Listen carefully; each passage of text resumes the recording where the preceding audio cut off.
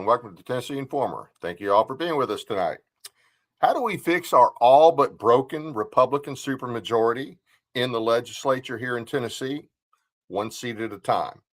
And the key to that is beating the dead weight and subservient members of the House and Senate that think that they were elected to work for the so-called leadership and or the governor, and they forgot who they are there to serve, who they work for. And we have this year, we have the opportunity to get rid of one of the worst in the Senate and replace him with a real conservative. In Senate District 7, we have Kent Morrell. He is challenging the long-term incumbent Rhino extraordinaire. That's really pretty much the only way to describe Richard Briggs. It'd be a great victory for the grassroots if Ken could defeat Richard Briggs. It would be a win. It would definitely be a win to do that. He is our guest tonight, and he will join us in just a minute. But first, a word from our sponsor, LifeWave, a unique product that uses light reflection to activate the body's own natural energy, supporting healing, improving performance, and combating aging without drugs or stimulants. Check it out, and we'll be right back. Light, the energy of life itself. Since the beginning of time, light has sustained us, fueled our growth, and shaped the world. Even Einstein recognized that everything we are is made of light. But what if we could harness the light within us, not just to live, but to renew, restore, and rejuvenate? Introducing LifeWave X39, the first product in the world that activates stem cells using our body's own light.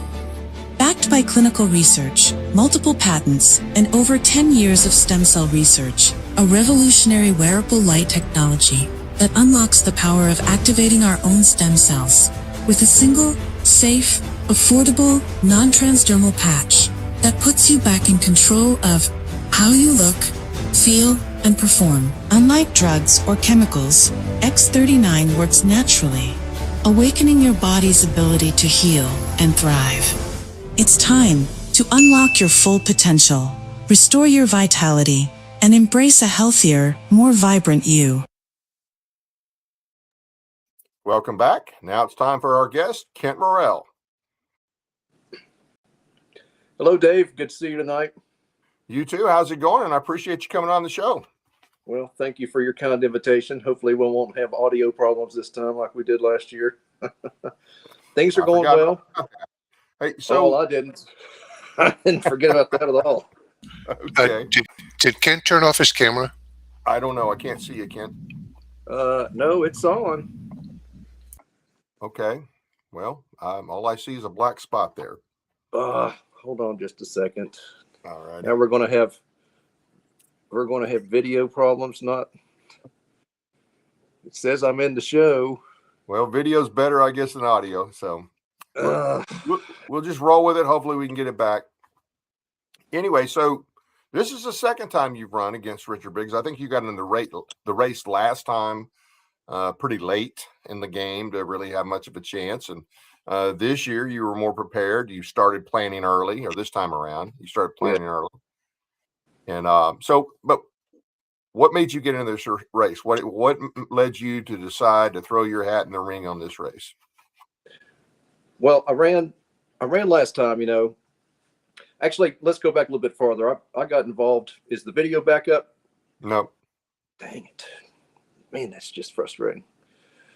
I got involved in 2015 in politics when the state government started changing some laws that personally affected me.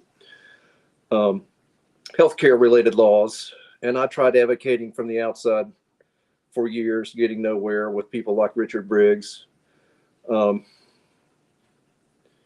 So in 2020, I decided I really wanted to run for something. And I don't know if you remember this. I actually ran for U.S. Senate just to practice getting involved in politics. Now, I didn't know that. I did not have the delusion that I was going to win, but it was a great opportunity for me to meet Bill Hagerty and have discussions with him. But then 14 other people got in the race. I don't know if you remember that. It was a hugely crowded field. And so I'm proud to say that I did not come in last. I came in 13th out of 15, won the cost per vote category. Right. I think I paid $1.10 a vote. Bill Haggerty paid $16.70 a vote. Manny Sethi paid $16.40 a vote. And do you happen to remember who the number 3 candidate was? Nobody remembers number 3. George Was it Flynn. Oh, Flynn. George Flynn. He Man, spent George has run in so many races over the years. I'd forgotten about that. he spent $4.9 million of his own money and spent $217 a vote and still came in third. Yeah. So that was a great experience. And I did my own campaign finance. Running the federal race is different than running the state race. But so in 22, I started too late in 22, and my campaign manager that I have now told me, Kent, you're starting too late, and you don't have a chance. I had 106 days from the time I decided to really throw in and go for it. But I had been asked to run for the Republican State Executive Committee as well. So I ran for 2 things. I actually asked Scott Golden to take me off the ballot for Republican State Executive Committee because I didn't want any distractions. So I did nothing for Republican State Executive Committee, but I won that race with 51% of the vote in a 4-way race. There were 3 other people running, and I got 51%, 51.7% in a 4-way race. And on election night, as I was complaining to the Lord about why did you allow me to do this, I felt like the Lord was saying, why don't you just show up where I tell you to show up and do what I tell you to do? And so I decided that evening I would do the best job I could as a member of the Republican State Executive Committee. And so I've worked hard to keep the party conservative.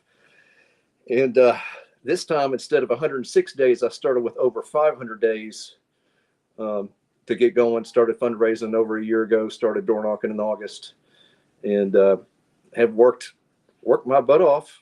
I mean, I own a business too, and I've got a wife and kids. And so it's, the time commitment's pretty substantial when you're getting into the stretch right now. Right. Absolutely. What kind of business do you have? Well, I started the company in 1993 to help pay for college called Indoor Oceans. And we put aquariums in doctors' offices and restaurants and do the maintenance on them. Oh, So wow. I did not intend for that to be a long-term thing, but it took off, and it's a very niche market. We work for, if you can afford one of our systems, you're normally doing pretty well. And so I had multiple locations around the Southeast into the 90s, late 90s, but it got hard to find good employees. So I pulled back into the state of Tennessee, and I have mostly retired. I still own the brand. I've got 1 franchise here in East Tennessee, and I get paid a percentage because it's a trademarked name, Indoor Oceans. Right. And so I get a small cut. My business partner that I turn my business over to, he keeps most of the money, and I wouldn't have a business if it weren't for him. So I'm thankful for his help. But yeah, we do the service work for PetSmart and Petco in a 5-state area. If it's big and it's custom in the state of Tennessee, we probably put it in. The last system that I personally sold was a car dealership in Mount Juliet. And I don't want to say what dealership it is, but it's a 3,000-gallon cylinder, and it was a $275,000 project. And I figured, you know what? I think I've hit my home run. That's going to mean something to me. Was 5 times what a normal system of ours sells for. And so you own a business, a small business one, you meet a payroll and you deal with the government dealing with taxes. And it's been it can be a rude awakening to be a small business owner. Yeah. Yeah. Well, I'm glad it went well for you. And so you kind of backed off from that, but now you got in the race in 22, and admittedly a little too late to have a chance. There you are. Now I can see you. I don't know what you did. Well, your Kevin told me to switch it to a different camera. I don't know why this one camera stopped working. So sorry about that. That's fine. Yeah. All right. So the race this year, like I say, you got in a lot earlier, a lot more prepared. But what are some of the issues? What are your issues, things that you want to promote? And what are some of the things that Senator Briggs has done or hasn't done that made you decide, I need to throw my hat in the ring? Well, he consistently, one of the things I say and I'm trying not to be mean because his record's bad enough. And I told him last year, sir, I don't have to go negative. All I have to do is run on your record and things you've actually said. But I can't help but coming up with a few little jabs. Richard Briggs is often wrong, but he's never in doubt. He's just not. I mean, that's a lot of them up there. That is a lot of them. That seems to be a trait of the legislators, especially the longer they've been up there. Oh, the worse they are. Right. Well, I think the primary job of a senator and a rep is to protect our constitutional rights and freedoms. Yep. I want the government to leave me alone and let me live my life. So, pardon me for reading, but this was an article that was in the Knox News Sentinel back during COVID, where Richard Briggs, a surgeon, says life matters now more than freedoms. Because remember back then, he wanted business owners arrested. He was for the forced vaccination and people losing their jobs over not getting vaxxed. He even sponsored legislation when the sheriff wouldn't arrest business owners like Tim Harris with Knox Wholesale Furniture, because the sheriff said, I'm not going to go arrest business owners. That's not, his job. And Spangler actually told me this. His oath is to the Constitution. It's not to city council and county commissions.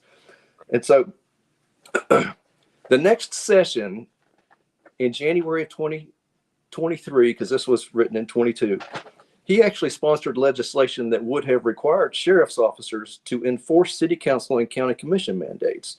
Now that bill failed, fortunately, but that's how Briggs thinks. That's the mentality. Yeah. One of the things, let me read just a couple of lines. I won't read the whole thing.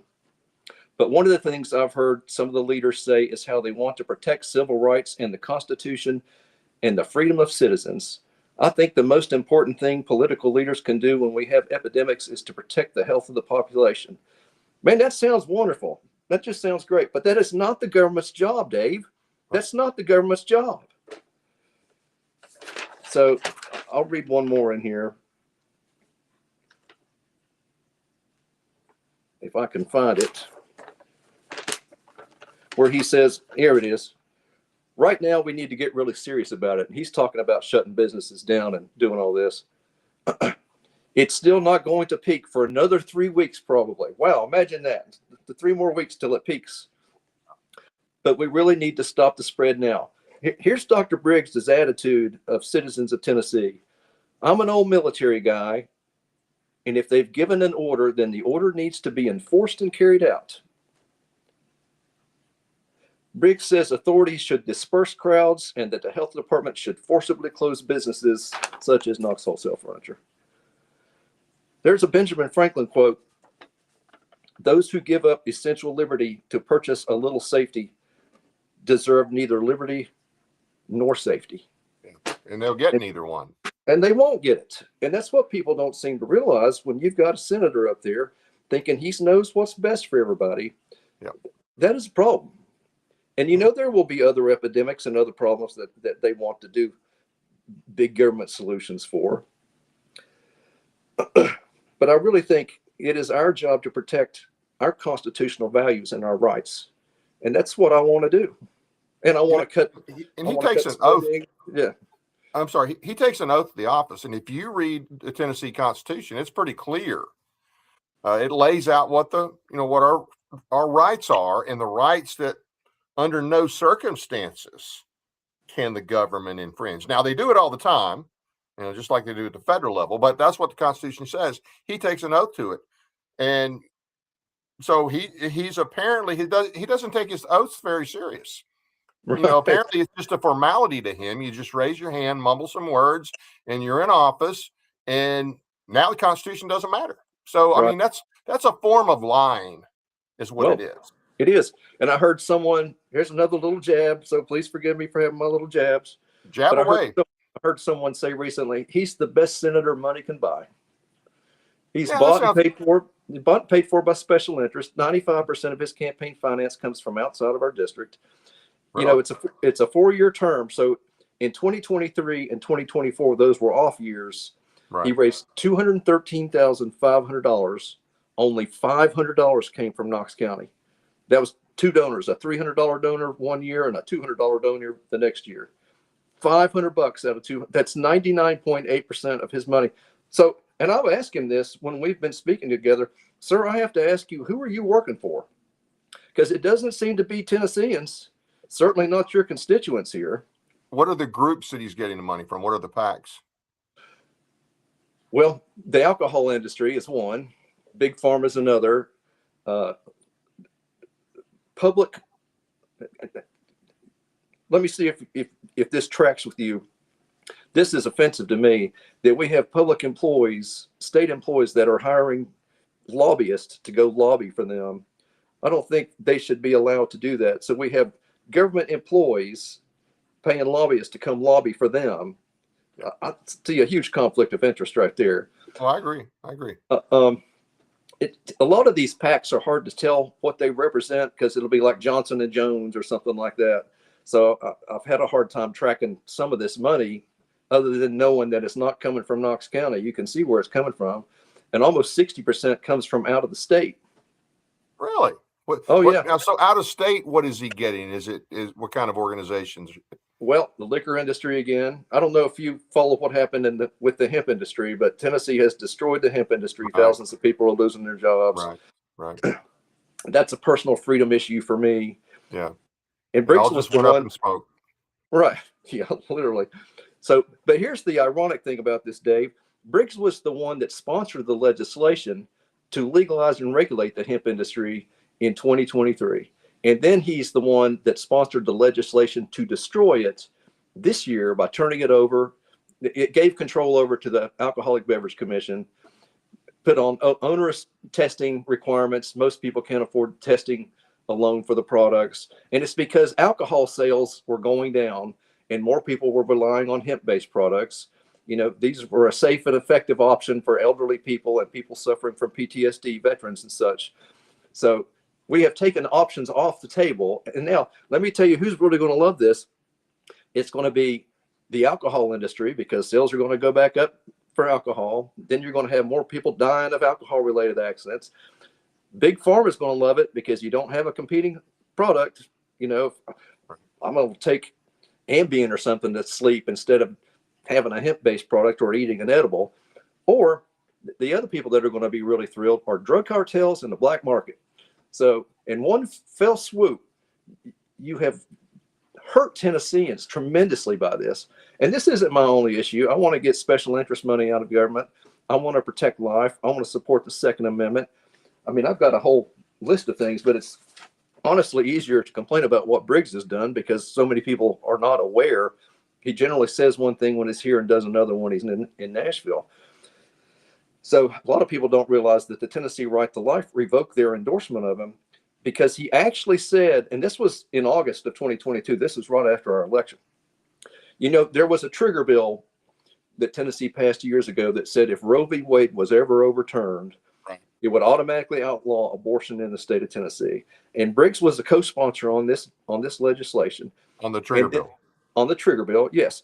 And so once Roe v. Wade was overturned, he actually said, and I've got an article, I don't have it in front of me right now, where he said the only reason he supported it was because he never thought Roe v. Wade would be overturned. It's easy to support something if you don't think you're ever going to have to support it. But he's worked to weaken the pro-life laws in the state of Tennessee ever since then. So Tennessee Right to Life revoked their endorsement and said the endorsement process only works if a candidate is honest with us. So Tennessee Right to Life pretty much called him a liar in their withdrawal because that's what he did. The man will say anything to get elected, and then when it's time to follow through on certain things, he just won't do it. Another thing he says, he supports his term limits.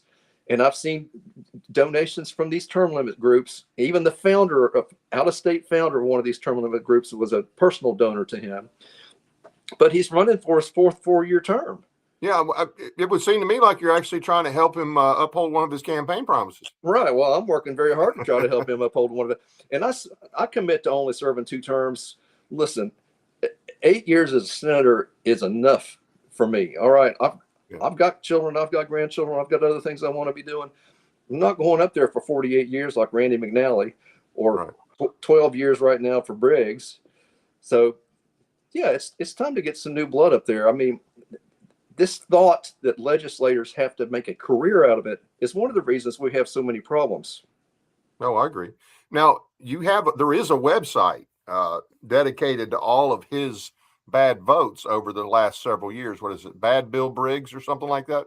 Yes, Bad Bill Briggs or Truth About Briggs. People started thinking it goes to the same website, but people started thinking his name was Bill Briggs. So I had to change it to something else. So I've got truthaboutbriggs.com and badbillbriggs.com. And it's just his legislative record. I'm not throwing mud. I'm just going through the bill numbers, and you can see. And I don't know if you saw it. The Tennessee Conservative put out an article a couple of weeks ago talking about more of Briggs's bad record, and we're working on getting that up on the website too, because a lot of what I have is from several years ago, and I've been working on adding. Yeah, there we go. Richard Briggs is bad for Tennessee, right? But I agree. Yeah, I'm saying this just because I've had experience with the guy just on some of the legislation that I've supported, and he, if you want a good bill killed, you send it to his committee, and that's what they do. That's what they do. They send it to him, and he kills it. I mean, he's just a yes man, does whatever the leadership tells him to. No spine. I don't believe the guy can think for himself. I really don't. So I'd love to see you beat him. I'd love to see him gone. And we don't live in the same district. I live a long way from you, but I would love to see him gone. And I think most conservatives across the state who have spent any time trying to get good legislation passed would love to see Bill Briggs gone. right. Yeah. Well, it's time. He does need to go. Corporate welfare is another one. He loves, and if you talk to him, he'll claim he supports work over welfare. And that, I'm trying not to use profanity. That's BS. He doesn't. He supports corporate welfare. He loves giving our tax dollars away. Voted to give $1 billion to Ford. Voted to give $500 million to the Titans. Voted for the stadium down here in Knoxville to give millions of dollars to that. I think billionaires should pay for their own projects. I think if we have extra tax revenue, let's cut the 4% tax on groceries and help all Tennesseans, not just the richest among us. That's one thing. Another is he refuses to cut welfare benefits to illegal aliens. He voted to give free college tuition to illegal aliens at community colleges. Do you know how he voted? I'm just curious. There was a bill in 2022, and it should be on that list. And Shane Reeves was the Senate sponsor, and this bill gave professional licenses to illegal aliens. Oh, and I would imagine he voted for that. Do you know? Yeah, if he did or that's been not? a controversial thing. He has voted for that in the past. I don't know if it's the same bill, but something similar. I know for sure that he voted for. That yes, weakening the requirements and training that in our trusted health officials, healthcare providers, by letting illegal aliens or aliens come in here and get those. That's just staggering to me. Blows my mind. Now, so there's one more thing I want to hit on him specific, then I want to kind of switch to some of your platform. But you guys had I don't guess it was a debate, but you mentioned that both of you were at an event recently, and each of you had 10 minutes to talk. You want to talk about that a little bit? Sure. That speech is on my Facebook page. I believe it's on my YouTube channel too. Sendkent.com is my YouTube channel. We're just now getting videos put up. But yes, we were invited to speak at the Volunteer Women's Republican Club, and they did it alphabetically. So he went first and talked a lot about his military experience. He wraps himself in the flag when he's here. And I've said this directly to him. Sir, you wrap yourself in the flag, our flag, when you're here, and then you get to Nashville and you throw our flag in the corner and you put on your corporate uniform and you go work for your special interest buddies. And I said, I don't know if I said that exact same thing, but I said it last year at a meeting we were at. But when it was my turn to speak, I did my spiel, what I'm for, and then I said, sir, I'm going to go after you here in just a minute on your voting record, and said the same thing. I don't have to go negative on you, sir. All I have to do is talk about your actual voting record and quotes you've actually made. And I started going through his record, and there were people at the end of that said it was brutal, that people don't know what his record is. And there was someone that was somewhat upset that I was as brutal as I was. And I wasn't trying to be brutal. It's just his record. His record is his record. How did he So, respond? well, he didn't look real happy sitting there 12 feet away from me. He was at the middle table and I'm, at the podium. But, if I'm going to do this, I'm going to do it directly to his face. I'm not going to, Right. I'm not going to do anything behind his back. I will say directly to him what needs to be said. Yeah, no, that's good. That's the way it needs to be. And more people will, take it serious when you do it that way, especially since he apparently doesn't have any responses or excuses. Right. Yep. Yeah. They and that's the thing too. Just because, and I'm retired military, so just because you're retired or ex-military, that doesn't mean you're going to be a good legislator. That doesn't mean that you have backbone for politics. Okay, you might be a brave soldier, but there's a lot of people who are physically brave, but they are cowards when it comes to standing up to an establishment. Right. They just can't do it. It's just like they fall in that mindset of, well, they outrank me and I just got to do whatever they do. You're not in the Army anymore. Right. You're not in the military anymore. And so, and I also operate off the principle. I call it the Benedict Arnold principle. Benedict Arnold was a hell of a general. Right. That guy lost part of his leg before he was a dirty, rotten, low-down traitor. Okay. Right. So just because you have been a war hero or somebody in the service with honorable service, that doesn't mean that everything you do after that's going to be honorable. Right. So, Yep, I agree.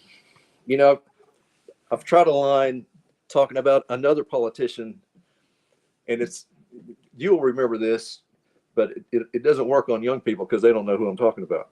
But there was another politician that reached a high office, president of the United States, and he was a terrible president, and that was Jimmy Carter. Jimmy Carter was an officer on a submarine, Absolutely. So I'm very thankful for his service. I appreciate that greatly.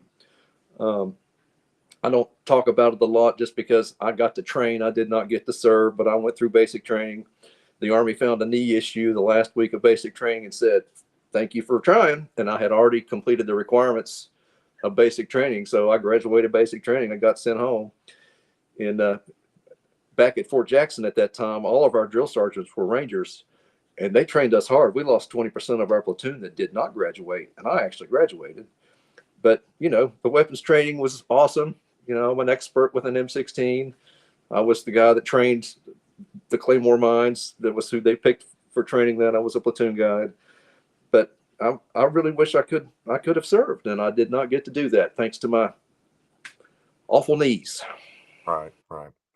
So what are some of your issues? I mean, we know obviously Briggs is a problem, but I know there's things that you feel strong about and that you want to see legislation enacted either to promote or to stop. So let's talk about some of that. Well, it's not so much that I want to go to pass legislation. I want to stop bad legislation. Part of the problem is we have too many laws being passed right now. I mean, we got to do. I think if we're going to pass a law, let's get rid of 3 or 4. And at least. But here's part of my platform, and forgive me for having to read this, but I've been door knocking today in 92-degree weather and 5,000% humidity, and I'm just a little bit tired. So just forgive me for reading through this. I believe in the right to life. I believe we must fiercely protect our Second Amendment rights to keep and bear arms. I will oppose corporate welfare. I believe if tax dollars are collected from our citizens, they should be used for our citizens, building and maintaining our infrastructure, our roads, and ensuring public safety. Your money should not go into the pockets of billionaire businessmen and special interests. That's pretty simple. I want to protect our constitutional rights and our freedoms. And, I've tried doing that from the outside, and I'm tired of fighting from the outside because once they get elected, they go do whatever they want to do. You said it. Talking about the corporate welfare, when Briggs and I spoke together last year, I believe corporate welfare is a violation of Article 2, Section 31 of the Tennessee Constitution. And that says they will not extend credit to any private organization, social group, or any other type of organization. And that's exactly what we have done when we're giving $1 billion to Ford and $500 million to the Titans. And I said that to Dr. Briggs. I said, why is that not a violation of Article 2, Section 31? And his response was, and I've got this on audio, he said, just sue the state.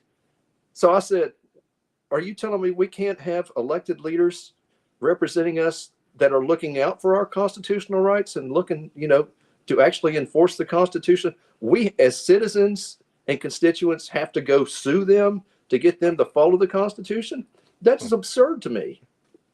Well, and on top of that, this year they passed legislation that you can't sue them now when they pass something that's blatantly obviously unconstitutional. You have to wait till you can prove some sort of injury. I got a question from the chat here, and I think you've kind of already said this, but it looks like there's a couple here. Will you stand up for the restoration of the Constitution of the United States and eliminate all statutes that infringe on the right of the people to bear arms? And you infringe. Okay, that's pretty much. And they also ask, even if convicted of a felony. Now, obviously, a lot of this is, there's federal questions involved, but at the state level, we get this whole thing going with our governor who claims that he supports the Second Amendment, yet we have this whole Lee versus Hughes issue, right? Where a Tennessee court had already said that one of the laws that Tennessee passed that makes it illegal to have a weapon with the intent to go armed. And I don't understand how, if you have a weapon and you're carrying it, you don't intend to go armed, but whatever. But what will you do in terms of fighting any restrictions or limitations on the Second Amendment / Section 26 of the Tennessee State Constitution? Well, part of what you're talking about is enumeration of powers. And I think the federal government has overreached into our lane. The state of Tennessee, well, the 13 colonies were around before there was a United States. There was a United States because the states got together, sovereign states, which is what the Treaty of Paris said. The 13 colonies were sovereign states. Same thing like the state of France or the, state of Spain. That's how that was referred to back in the day. But yeah, I want to jealously guard our state rights. And yes, the Second Amendment should be, that's a God-given right, I believe. I don't know how this has gone on for so long in the state of Tennessee that we don't have actual constitutional carry in the state. That's ridiculous to me too. Yes, we absolutely need someone that's going to. What is it, Dave? Is it a fear that the citizens are going to rise up or that citizens can't be trusted? You've been in this game for a long time. You tell me why has this persisted for so long? I think that's part of it. They like the control. They really do like the control. They like the control in several different ways. And yeah, I think they would like to find more and more ways to limit us. I think they don't trust us. Which we have a lot of reason not to trust them. I will say that. Well, yeah. Well, they're pretty good at showing us how we shouldn't trust them. Yeah. Have you had? Hello? Have you had John Harris on by any chance? Or oh yeah, I've had him on a couple times. I've had him on I've been doing this for about 3 years now. I've probably had him on 3 or 4 times. I had him on right after session to talk about House Bill 1971, Senate Bill 1958, that law that basically prevents you from being able to sue the legislature when they pass something that's unconstitutional. That's a travesty. There are so many bad laws on the books. We could spend multiple sessions just getting rid of bad bills. And I don't see the need to keep passing new laws. Let's have a little restraint. Oh, absolutely. But there are some things I'm sure that you would like, as a legislator, that you would like to see enacted. There's certain things that I think you probably would want to see enacted. So can you talk a little bit about that? Well, I'd like to end special interest having so much say in what happens in national. Special interest is part of the problem, that are coming in and writing these huge checks for the special interest bills that they want passed. Right. I'd like to get, there's too much lobbying going on by public employees. I think if you're a public employee, you shouldn't be hiring lobbyists to come down to Nashville. Just call your rep. Of course, we see as citizens how well that's gone. If I call, I've been working with Briggs to try to get things happen. There are some problems in healthcare. I think we need to completely get rid of the certificate of need. I know they've made some slight adjustments to that this last session, but there's not enough competition in healthcare. My goal would be to remove government interference in our lives. That's what I would be working for, to get the government out and make life easier for Tennesseans instead of having all these onerous rules where we can't compete on a level playing field. And I'll tell you something else. I think it's a bad idea to be giving big money to corporations from other places that are coming from blue areas like Starbucks and Ford, Absolutely. because they're going to be bringing their their woke garbage with them. Yep. Yes. And so I don't understand why we can't see the cause and effect and the slippery slope of that. But for whatever reason, there's a lot of elected reps down there that are just fine with it. And as I've been door knocking, I've had a number of people that have moved here from California and some of these liberal states, and they're telling me what happened in California 15 or 20 years ago is happening right now in the state of Tennessee, and that they thought they were moving to a red state, and they're getting here and they're realizing we're not nearly as red as what they thought. So,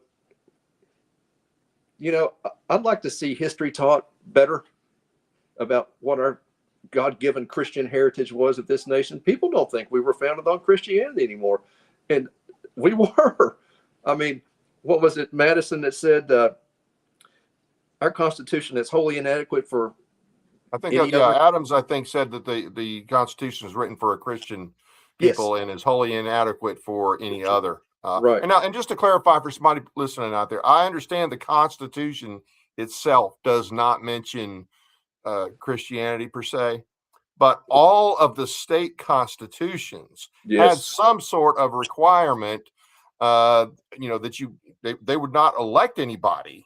Yes, faith requirement from the state that did not believe in God. Some of them said God or the hereafter. Some specifically said Christ. So if you were an atheist, you were out of luck. Okay, you couldn't run for office for the state. So even though the federal government, even the federal Constitution says no religious requirement for office, the state level, they did have requirements. Right. Well, even the Tennessee Constitution, I believe it's Article 1, Section 3, acknowledges Almighty God. Yes, absolutely it does. It absolutely does. Yep. Not a supreme power, but Almighty God. Absolutely. And Almighty God is a reference to the God of the Bible. Exactly. It's not a reference to Muhammad or Buddha or any of those others. It's a reference to the God of the Bible. Right. Now, I'm not saying people have to be Christians, but I'm saying we shouldn't be trying to kick Christians out of the public service and say we can't talk. Yeah. The founding generation prayed all the time. They prayed during the Revolution. The Continental Congress prayed all the time. Matter of fact, Franklin brought that up during the Constitutional Convention when they were not making a lot of progress, and he reminded them. Of course, we're always told that Franklin was a deist. Well, he apparently wasn't too much of a deist because he saw the need to have a prayer at that time. So right. So anything? So how is the campaign going? You've been doing this for a little while now. You're out there door knocking. You've been to several events. How are you feeling about it? What kind of feedback are you getting? It's going well. I mean, more people are aware of Dr. Briggs' terrible record now than they were. I mean, there was because I door knocked earlier today. There was a guy today. He said, "Wait a minute, you're running against Richard Briggs. You don't." And all I did was introduce myself and tell him what I was running for. He said, "You don't have to say another word. I'm voting for you." And then he went through problems he had with Briggs, trying to work some things out. Just he's got a relative that's suffering from PTSD, and Briggs claims he supports veterans, and then he goes and does things that don't help veterans. There was another bill. Are you familiar with I think it's the SAVE Act? Yes. All right. Correct me if I'm wrong, Dave, but is this the one that if you're already service related, have a service related issue, you're automatically supposed to get whatever the government says is coming for you, right? The benefit, or is that I'm the not. PACT Act? Okay. Okay. Well, the PAC Act, I mean, of course, that's federal. That's not state. Right. That has to do, if I recall, those that served in Iraq and Afghanistan and were exposed to smoke Yeah, and other things the like that, toxins. Right. burn pits. Right. That has to do with that, I believe. Well, I couldn't give you, but I think that's just federal. If there's something at state level, I'm not tracking it. well, there was another bill at the state level that kind of mimicked that. Okay. And so Briggs sponsored legislation that would allow attorneys, they cap the fees at 20%. I remember that. Veterans groups, the VFW and AMVETS, wanted him to include required veteran service VSO training, veteran service officer training, just so these attorneys would know what benefits, that they are entitled to. Briggs stripped that out, and it's just an online course. Wow. Hey, I know there's one thing that's going to be hot everywhere, and this is the whole AI data centers. Where are you at on that?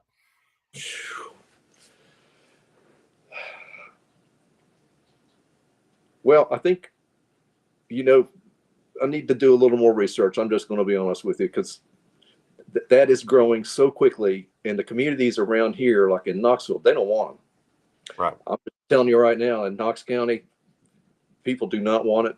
Just the water consumption and the power consumption is going to be tremendous. Now, if we can get it to where they are providing their own power, if we get these small nuclear reactors that they're working on out in Oak Ridge, Oak Ridge is just 20 minutes from here.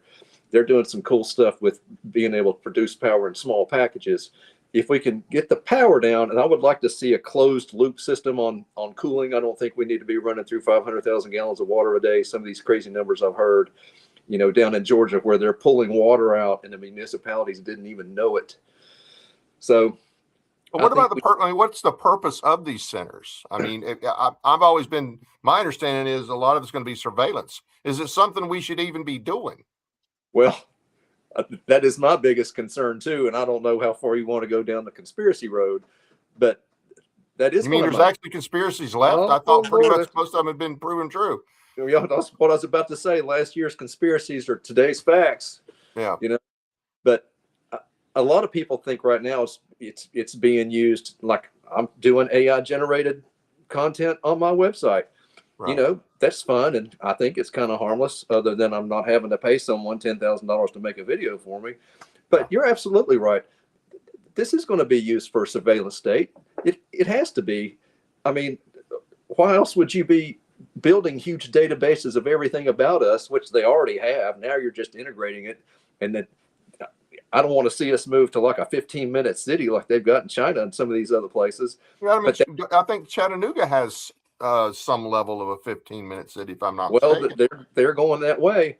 But listen, you're going to want people in Nashville that are going to try to stop this stuff and keep their eyes wide open and not be able to be willing to be paid off by special interest money. Because these AI data centers are going to come in and start throwing big money around to senators and reps and trying to get past what they want to get past. So you overall, you oppose it then?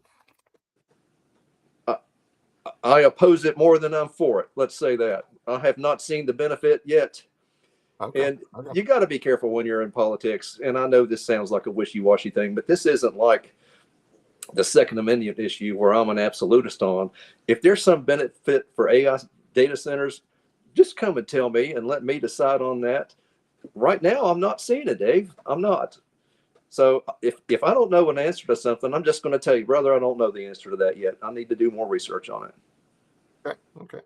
Now, you're one of the few candidates out there, well, maybe the only candidate in the state that I know of that actually has a campaign song. Okay. And how'd that come about? Well, I've got a great guy helping me with my campaign. I've several great people helping me with my campaign, but specifically I'm talking about a friend that has been learning how to use AI for campaign purposes. And I don't know if you watched what Spencer Pratt was doing in LA, but man, he had some great AI content in LA. I mean, it was just hook you in and get you interested and get the name recognition out there.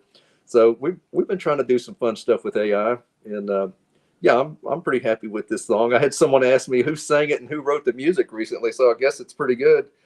But it's AI generated, so here we are. I'm complaining about AI data centers and using it to make my own song. Okay. Well, unfortunately, I know we had this lined up and we were going to play it, but apparently it has disappeared. But I will encourage, you can encourage everybody. I'm sure you have it on your website. He's going to keep trying to find it. The producer will keep finding it. But while we're waiting for him to either find it or for us to, move on from this, any closing thoughts? I need prayer. There's a guy running for governor named Monty Fritz, and I love what he's doing in the campaign. Yep. And he talks about the Lord all the time. And this is a hard thing to do. I need prayer for this. And I'm just going to say it, brother, I need donations, because it is hard to run a campaign. We're running a grassroots campaign. We've got lots of great volunteers. But at some point soon, I'm going to need more money. And Briggs has over $600,000 in his campaign account. Wow. And like I said, 95% of that's coming from outside of the district. But kind of like Marcia, right? Kind of like Marcia. How much does Marcia have in the bank? She's got millions, doesn't she? Yeah, and a lot of hers is from out of state. Of course. Yeah. Right. And we're going to put your website back up there, and you actually have two different websites, right? Yeah. You have the Send Kent. Send Kent. SendKent.com, just because it's short and sweet to remember, and then truthaboutbriggs.com. Okay. And Kevin, if you go to YouTube and you go to Send Kent the channel, that song is at the very top of the channel. YouTube. Send Kent is the channel. I'd love for you to be able to play that, man. That's a fun song. I've gotten great results from that. All right. I think he says he's got it. I think he says he's got it now. So I'm going to give you the last word, and hopefully your song will play. Right. Well, thank you again, Dave, for letting me come on. At least we didn't have audio problems this time. Maybe if we talk a third time, we'll have video and audio that works simultaneously. I don't know why the camera kicked off there. That just be the devil trying to make me look bad. But the song's getting buffered up. It'll be ready here in just a second. And all right. So August 6th, of course, early voting is August 17th. Yeah. Now you're just Knox County, right? Are you yes, all sir. of Knox County or part of Knox County or what? No, it's like just a third of Knox County. District 7 is the most compact Senate district in the state. So some of these out in rural areas can be 3 or 4 counties big. District 7 is solely contained in Knox County. It's all of Farragut, the east side of Hardin Valley, runs along the interstate, Cedar Bluff, up into Carnes. Then it does a kind of a V shape through downtown UT's campus, and downtown is in District 7. And then it does another V shape up to the county line. So it's the west side of Halls and the east side of Powell. So it makes campaigning a whole lot easier when you're door knocking. Oh, I bet. You got a lot of neighbors. That's the thing. If you're out in a rural district, there's not a lot of walkable neighborhoods. Right. So, but people are getting the word. I'm pretty happy with the response. I think I've had since August 3 or 4 people in all the doors that I've knocked that actually openly support Briggs. So I've been pretty happy about that. Well, good. Well, hey, like I said, our state will be much better off without Richard Briggs. I think you do a good job. I appreciate you putting your hat in the ring. I know it's not easy to do, and I appreciate you being with us tonight. And good luck to you on the trail. And I believe we have the song queued up, so we're going to say good night to you, and thanks again. All right. Thanks, Dave. Thank you, sir. All right. You take care. And this is the only campaign song in the state that I'm aware of.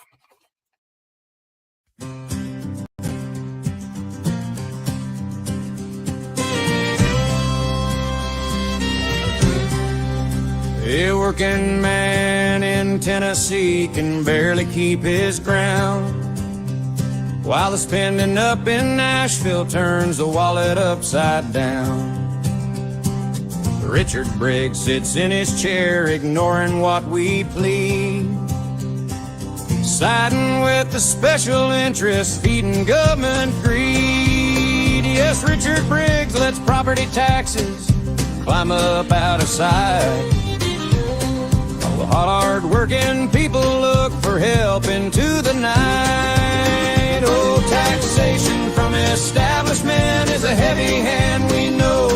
When Richard Briggs takes your cash and watches government grow, we need Kent Morrell in District 7 to turn the tide around.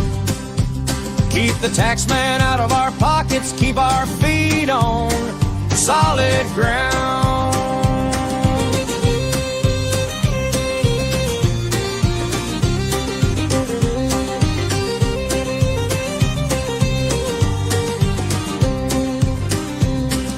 Richard Briggs votes for the overreach, he lets the budgets rise. But the folks out in the county are beginning to open their eyes. Kent Morrell is standing up to break the heavy chain, to stop the constant spending and to end the taxpayer pain. This August primary, we're voting for relief. Kent Morrell for freedom and an end to taxman grief. Yeah, Kent Morrell against the big spending.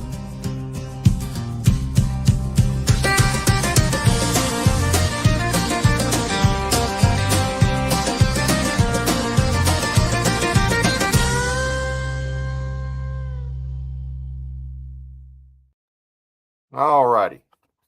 It's interesting to hear a campaign song. Anyway, Kent mentioned Monty Fritz, and of course I've had Monty on several times, and obviously I support Monty, and I think Monty does a great job. I think we need Monty as governor. I really do. I think he's by far the most qualified, hands down. It's not even close, not even close. And I hope that more and more people will find out about him. And I'd love to see him as governor. I think that would make a huge, huge difference. We actually have one of his newest videos, should be ready here in just a minute. And we're going to play that. In the meantime, I just want to thank the audience for joining us tonight and taking the time to watch our program. You check out our other audio podcast on iHeartRadio, Spotify, other platforms as well, and sign up for our weekly newsletters at our website, tninformer.com. Now, this coming Monday, June 15th, 7 p.m., our guest will be Patty Johnson, who writes for News with Views and other publications to discuss the controversial topic of AI data centers. It's a hot topic, guys. It is a very hot topic. I mean, we're concerned about the amount of resources that it uses, and of course, we're concerned about, what it does. What are they doing with it? And so it's a concern. It's definitely an issue. So it should be an interesting show. Also, we have other shows that you can find on West Tennessee TV by going to westtennesseetv.com or myparistv.com. You can find the Mike Weatherford Show, and you can also find Sportscast with Jeremy Buckalow on Sundays. Now, Mike will have a show this Tuesday, 7 p.m., and then Jeremy's shows are on Sunday at 4 p.m. Okay, now still waiting for this to come up. I want to play this, but now while we're waiting on that, he does have, and granted, if you haven't heard Monty speak, get with your local GOP, because he's spoken at a lot of them, and he's going to be speaking at more. So contact your local GOP and see if he is scheduled. All right, because if you haven't heard him, you need to hear him. And so that's one way. You can also go to fritzfortn.com. fritzfortn.com. That's his website. And there should be a list of events there. Plus, you can find out more about him. You can find out about his background. You can find out about his plans and his beliefs. He was on 99.7 today this morning with Dan Mandis. He was actually on the other day with Matt Murphy. He does a lot of radio shows.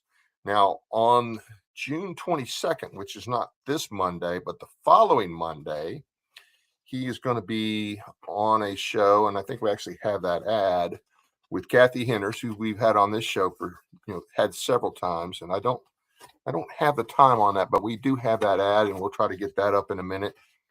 And I do want to show you this advertisement, this new video that he's put out. I think it's an excellent video, and it's something that you should certainly share. But this is for the Tullahoma Town Hall, Monday, June 22nd, the Event Nook, 1940 North Jackson Street, Unit 200 in Tullahoma, Tennessee, from 9 a.m. to 11 a.m. And you can join in person, or you can go online. You can hear directly from the only constitutionally conservative candidate for governor, and I agree with that, live on the Daily Roll podcast with our friend Kathy Henners. You can ask questions and share your concerns, meet neighbors, friends, and show your support. Hey, Monty will answer your questions. Monty's not one of these guys who has to have scripted questions ahead of time, or he's not one of these people that, let me see how quick I can get out of here after this event so that I can avoid having to answer any hard questions. He'll answer your questions. Now, you may not like all of his answers, but he'll be honest with you, and you won't have any doubt in your mind where he stands on any number of issues. And this is the only guy I've heard that really has a plan. I mean, Marcia doesn't have a plan. She thinks it's coronation. And Rose apparently thinks, he's got money, so he's qualified to run. And that seems to be the only qualification. And I know I've already said this, but I think it's worth repeating. Rose thinks because he has a lot of zeros behind his names, because he has more zeros behind his name than Monty, that makes him more qualified. That's what makes him a major candidate. He actually said that the other day. Well, zeros behind your name are fine. Well, I got it. You got to have some money in politics to get elected. Money's not the end all be all. And I don't think it's going to make a difference. I don't think John Rose has enough money to make himself an attractive candidate, to be honest with you. Even if he spends the $20 or $30 million he said he was willing to spend, I don't think he has enough. That is not enough to make him an attractive candidate. But, speaking of zeros, from a taxpayer and voter perspective, we need to be looking at the zeros that he has voted, and Marcia, they have voted to add to our debt and deficit over the years. That's the really relevant zeros, because that tells you how they treat your tax dollars. He wants you to just focus on his time in the private sector before he was in Congress. This is what Rose wants. Focus on his time in the private sector when he made a lot of money, was successful. Okay. And that's what he wants you to focus on. He wants you to focus on those zeros. And he wants you to think that, well, because he can make all that money, he would have to be, he's got CEO experience and he would have to be a great leader. Well, like I said, I think the zeros he's added to our debt tells us more how he will treat tax dollars than money he made for himself on the outside. But also, this whole CEO thing, Bill Lee was the CEO. Bill Haslam was the CEO. There's a lot of politicians at high level that are former CEOs. That doesn't make them good. And Rose likes to act as if Monty doesn't have any CEO experience, but he does. Number one, he's got time. And I understand he was not high level in the military, but I'm going to tell you, as far as problem solving, which is what Rose wanted to tout, that he was a CEO, so he knows how to solve problems. I got news for you there, buddy. In the military, we teach our junior leaders the problem solving process. It's not rocket science. Now, that's obviously a different scale. What a squad leader might be responsible for, or even a platoon sergeant, may not be on the same scale or scope as, a business, but or as a higher ranking officer, because that's where scope comes in. But the process is the same. So being a CEO is not some special knowledge. It's really not. And to boot, Monty served most of his background, in addition to his military, which, oh, by the way, he went back in the military at 40 years old to go serve in Iraq, join the National Guard again, rejoined or re-enlisted at 40 years old to go serve in the National Guard. Anyway, he has experience with nuclear and uranium enrichment. He worked at the Y-12 there in Oak Ridge. He started out, I believe, a security guard, went to school. When it was all said and done, he was running the department. He was in the first Trump administration. dealing with nuclear/uranium issues, and responsible for, he had like 1,000 people under him at one point. Other times he had several hundred. So, and that's much more aligned with that kind of leadership is much more in line, and those kind of conditions and situations are much more in line with what a governor would do versus just some guy who is good at starting up businesses and, making them successful and then selling them. And, that's not the same thing. So Monty's got a lot more experience, in my opinion. I think he's a better candidate, and I hope you'll come out and support him. Unfortunately, we're not going to be able to get that video to pull up tonight, but it is out there. I would encourage you to go listen to it. You can go to his website. It's on his website, fritzfortn.com. Hey, thanks again for being with us. Don't forget to join us Monday, 7 p.m. That's it for tonight. Good night from Paris, Tennessee, that is.